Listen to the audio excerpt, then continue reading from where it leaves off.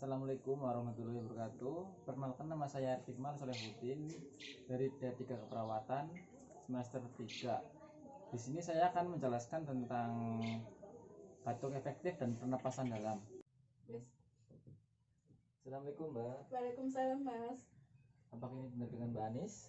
Iya, betul. Ya, bagaimana keadaannya Mbak hari ini? Alhamdulillah baik. Ya, perkenalkan, nama saya Fikmal, perawat yang bertugas pada hari ini. Di sini saya akan mengajarkan tentang batuk berdahak dan nafas dalam. Oh iya. Kita waktunya sebentar ya Mbak buat mempersiapkan alatnya. Ya. Baik Mbak, sekarang Mbak duduk ya Mbak, duduk miring ya Mbak. Saya akan memasang pernak dulu ya Mbak. Iya Mas. Mohon maaf ya Mbak. Iya, nggak apa-apa.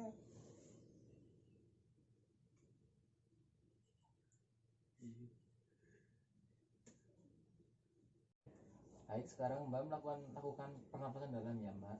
Oke. Ya, sekarang Mbak tarik nafas dalam-dalam ya Mbak. Iya. Sekali lagi Mbak. Sekali lagi Mbak.